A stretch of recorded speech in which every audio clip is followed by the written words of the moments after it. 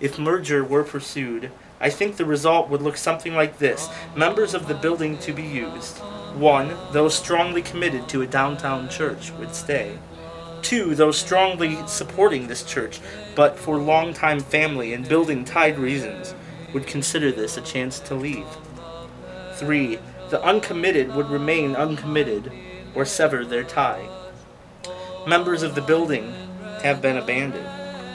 Only those who have the strongest commitment to a downtown church, regardless of previous ties, would move into the new congregation. Everybody else would be gone. If we were to merge with First Presbyterian Church, we would end up with a congregation smaller than either of the current congregations. Dr. Schaller answered, when pressed by questions, that an outsider, the building of First Presbyterian Church, would be the better because it is functional with much less upkeep. The ministry of City Church to a white consistency has a terminal point, probably before 1980. Does City Church want to die a fading death? Or does it want to die in the process of bringing new life to the congregation? That congregation would have to be black or predominantly black. We have to look at the evaporating white community. There is no element in the Spanish-speaking community that is strong enough to support this building as a church. If City Church is to have a long-range future, it will be black. How do we get there? How can this collection of white people make an orderly transition to establish a black congregation in this building? City Church is a strong congregation. We have excellent leadership and sound support. We are still in a position to make a voluntary decision to participate in this process without doing what people call giving it away. Two options appear at this moment. One is to hire an outstanding black senior minister for this congregation by June 1st of 1972. The second is to negotiate with an established black congregation to move into this building. I do not think the first option can make it. I feel that the time it would take for an outstanding black minister to reach the black community will be longer than the foundation of white support will remain. This leaves only the option of negotiating with a black congregation. The negotiations would include a commitment on the part of the major portion of current leadership of City Church to stay through a transition period to help bridge the gap until the congregation begins to reach an ever-broadening constituency. Hopefully, a portion of white people will find a continuing church home in the new congregation. I have studied, thought, prayed, discussed the conclusions I have stated, but let me underscore that they are my conclusions.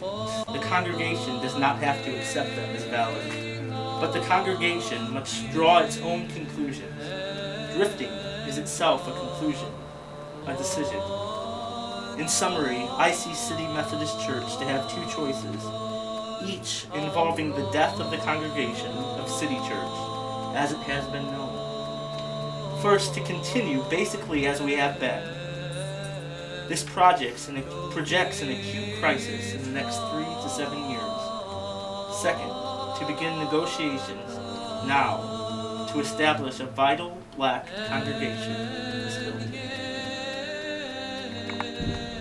By 1974, the dream had diminished, the vision died, and a congregation that was once over 3,000 in attendance was less than 300.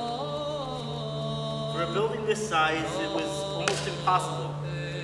They lost the vision of reaching their community. Resolution. Whereas City United Methodist Church has had a long and glorious history and has been richly blessed by God to enable her to serve thousands of His people throughout the world.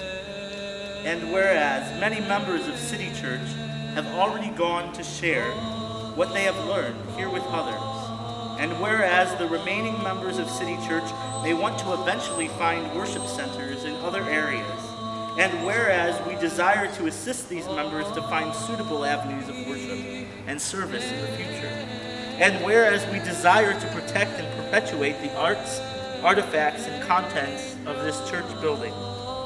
Now, therefore, let it be resolved that we request the members' administrative board and trustees of this church to elect a committee of 9 to accomplish the following. To submit a date and plan to accomplish these purposes by May 1st, 1975. To assist those with special needs. Transfer the official records of this church to another church at the proper time. Arrange for the disposition of the building and or its arts, artifacts, and contents for the proper care of them until such disposition is made. Do all things necessary or suitable for the carrying out of these purposes. The decision of this committee to be submitted for the approval of the members, administrative board, and trustees of City United Methodist Church. On or before May 1st, 1975, the majority shall rule in all decisions of the committee. The committee of 9 to be elected at the December 8th, 1974 City United Methodist Church Charge Conference. The committee of 9 was elected, and they wrote these words on August 18th, 1975, to members and close friends of City Church. The committee of 9 has recommended that certain furnishings and other items in the building be made available to current contributing family units, including active contributing attenders, hereafter called members, who have expressed a desire for some memento. In an attempt to provide for some degree of fairness, to handle duplicate requests, and to care for those items whose future is not yet decided, the committee has adopted some guidelines. Items which may be available will be listed, with the list posted on the bulletin board at the church. If you are a shut-in, you may call the church office. Arrangements have already been made for those items donated to be returned to the donator, if so desired. Each member is invited to submit to the church office by September 15th his or her choices of mementos, indicating priority of several choices.